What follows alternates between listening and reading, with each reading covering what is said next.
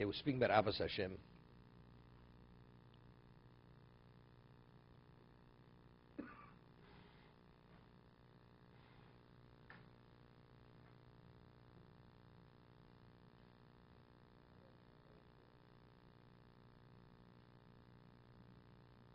Okay, we left off 860 in the bottom paragraph.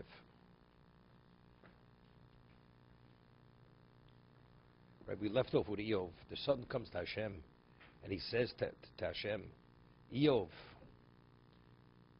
do you think it's for nothing that he fears you? You give him everything in the world, so of course he fears you. Let's see you take it from him, and let's see where he stands. Will he still serve you and fear you?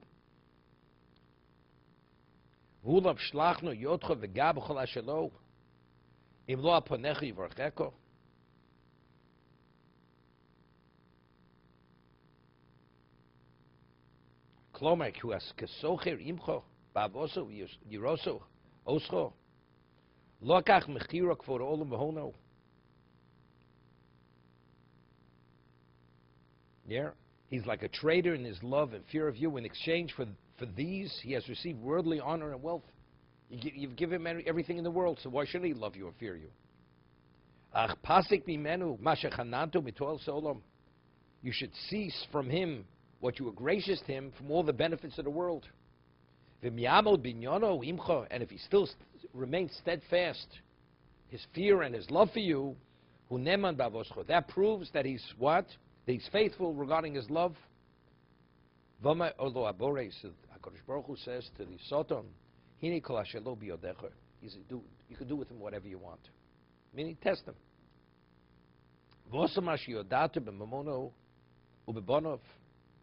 And he did what you're aware of with his wealth and with his children. All his children died. He lost his wealth. And he did not change as much as an iota. Not outwardly or inwardly in terms of his relation with Hashem. Didn't change as much as an iota. This is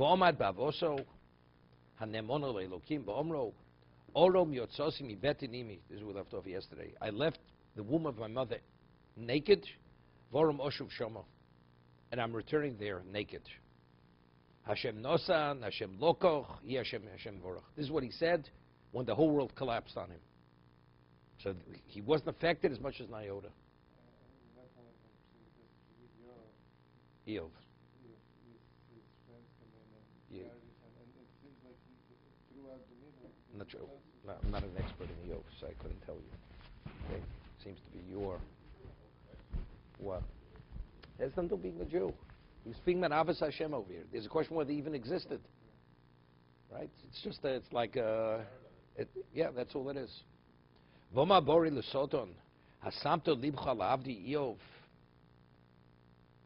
Hashem says to the Satan, have you paid attention to my servant Eov? Kein kamo boretz. There's no one like him in existence. Ishtom v'yoshev yirei Elokim. He's a perfect, he's straight, he fears me.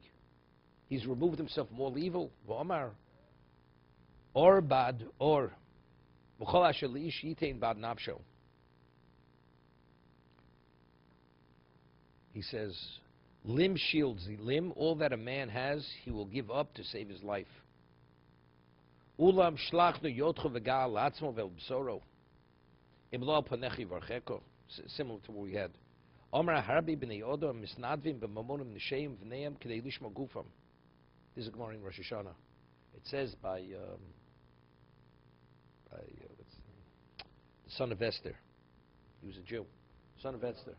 What? Daryovish. He says over there that he says he gave money for korbanos. So the Moses chesed lu menuchatos. Because it's clear from the Psukim, why did he give money to the Beis Mikdash? He should bring korbanos on his behalf, so Hashem should do good for him. It's only because he'll be a beneficiary, but he's not a beneficiary. He has no interest. That's why chesed lu mechatos. When the goy does chesed, it's only because he understands he's going to have a return. If he's not going to have a return, he doesn't do chesed. A Jew does chesed regardless, because we do chesed for the mitzvah of doing chesed. So therefore he says, "Harbni odom isnadvim b'mamonim n'sheim u'b'neim." People They're generous with their money, with their wives, with their children, because they want to protect their flank, their bodies. Ach in emunas avoso oscho nires el bechinoso begufa bsoro. He says, when does a person show his true love, which is obvious when he's tested with his body and his own flesh, when everything's taken from him. Mashitzareo v'yokutzbo. He's pained to a point where it's on an intolerant level. He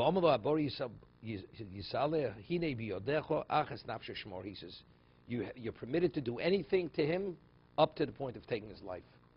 Meaning Hashem says, I want you to leave him alive. He should remain alive. Not that you should torture him and bring suffering him to the point that he's going to die. And he did. The Sultan brought a test regarding his physicality.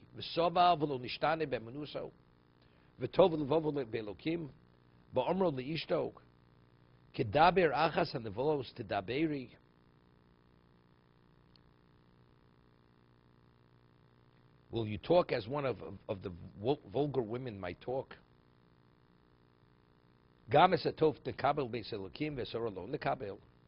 He says, do we only accept the good from Hashem and the evil we don't accept? The suffering we don't accept? Except it's all the same. Ultimately, everything's good. Everything's good.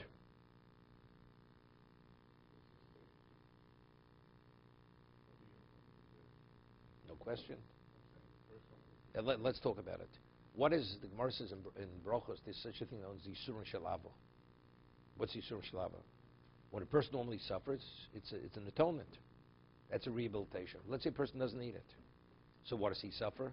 So the Gemara says that's called Yisur Shalavo. What determines the value of one's mitzvah or service? Sacrifice, right?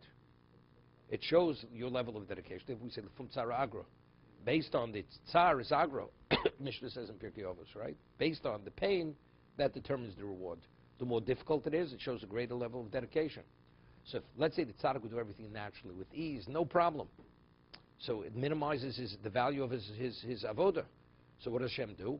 He brings difficulty on him. Because ultimately, despite the difficulty, he does the mitzvahs. It brings his mitzvah value to another level. So Mara says, what is Yisur Shalavo? Shein bo bittul Torah, vein bo bittul tefillah. That the suffering that Hashem brings will not interfere with his tefillah or his learning of Torah. If it does, that's the Yisur Shalavo. Because it's going to minimize his avodas Hashem. That's not Yisur Shalavo. He needs it. He has to be atoned. And there's a cost factor. That's kapara. There's a cost factor. She says, are you going to talk like the vulgar women that we only thank God when he does good for us, when he does bad to us, when we don't accept it? But why is he doing bad? Why? So you could say, right? Vorchen al ra means, if factually, what it means, because the person needs it. It's beneficial to the person. Beneficial means the person needs an operation, regardless of the pain, if it's going to save his life. The doctor is doing a chesed, regardless of the pain or the recovery. But what the person doesn't need the operation. The doctor says, you know something? I've operated 1,000 people. I think I'm going to operate on you. What do you mean? You're killing the man. What are you doing? But HaKadosh Baruch Hu, even when you don't need it, it has value, based on principle from Tzara Agro. So that's even when he brings raw, it's with the intent, ultimately it's tov. Because if you're able to withstand the test, even if you don't need the kapara, what's the end result? The end result is phenomenal. I'll give you an example. The Gemara tells a story. You know, this person has a donkey. The donkey breaks its leg, and the donkey was his parnasa, and the person's upset. So the stone, the boulder which the donkey broke its leg, the person's upset, picks up the stone, finds a treasure under the stone. So he finds the treasure. So what does that mean? That's not kaparov, just the opposite. He wouldn't have come upon the treasure unless his donkey broke its leg. You know, it was a test. Does he curse God, chas v'shalom, for this is his whole livelihood? But what was the end result? Because he was upset, he was so upset, he lifted up the stone, he found the treasure under the stone. To be continued. Because you never know. Do we know if we'll be able to meet the challenge? You don't know. Why be tested? You never know. Do we ask Hashem to test us? We don't want to be tested. That test only comes about I understand that, but that's God's choice. We don't ask for these things. We don't ask for them. So Rabbi Yochanan says, if it was up to me, no. If up to you, have no choice. You have to accept it. But Rabbi Yochanan said, if it would be up to me, if I have a choice, yes, no, I wouldn't want to be put in that position.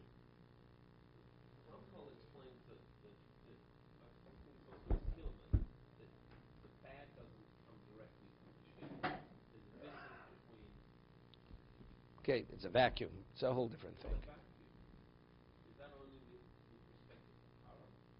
No, everything.